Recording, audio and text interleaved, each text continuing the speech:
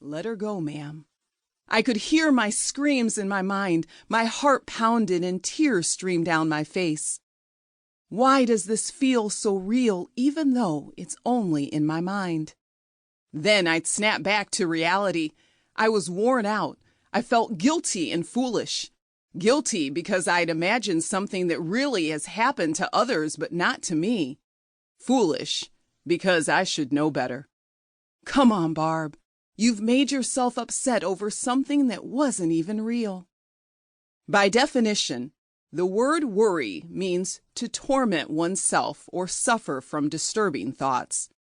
Have you ever found yourself watching a mental movie about an imaginary tragic event in your life, yet you couldn't stop watching even though it made you cry real tears? Almost every single one of us has spent time worrying about the bad things that could happen, whether they involve our families, our jobs, our finances, our health, or our futures.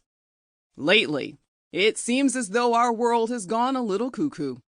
A few minutes on social media brings on heart flutters for some and an outright freak out for others. Have you ever spent a sleepless night worrying about the state of our nation or world? You aren't alone. If I had a dime for every time I've worried about something in my life, I might be tempted to start worrying about where to store all of those dimes. Take a moment to engage in a quick temperature check on your current level of worry. On a scale of 1 to 5, how much worry are you experiencing in your life right now? 1, no worries.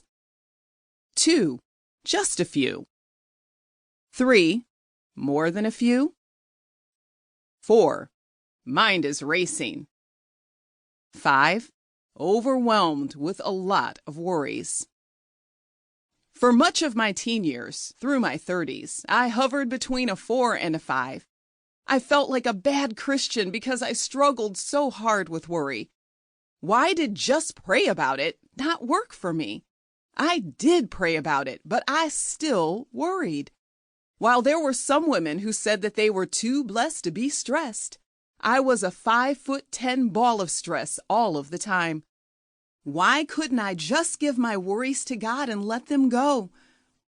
Was there something wrong with my faith?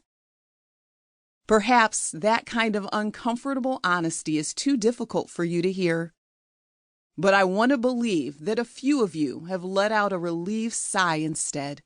You're not alone in the battle against worry. You've tried to push back against it, and yet it keeps pulling you in anyway. That push-pull, back-and-forth battle is exhausting, as you first try to resist worry and then realize how it feels after worry has whipped you around a bit. I get it. I've lived it. Yet God has shown me how to wake up each day and claim victory over any worry that comes my way. I'd love to tell you more about how you can claim God's victory too. Do you know how much time you spend worrying?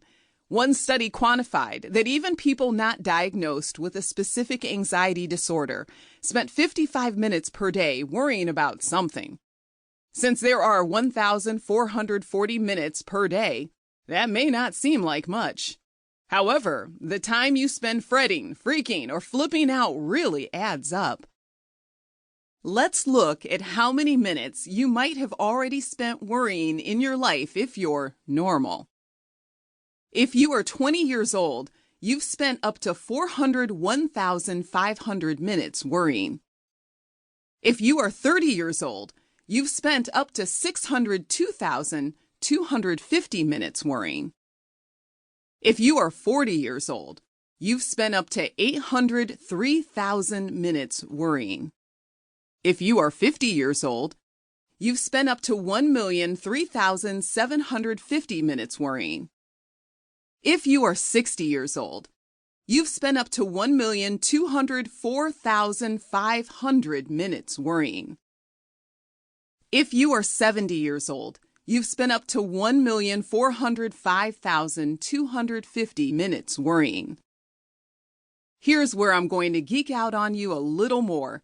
Did you know that 40 million adults in the United States are affected by an anxiety disorder? If you're struggling with anxiety or worry, whether it's been diagnosed or not,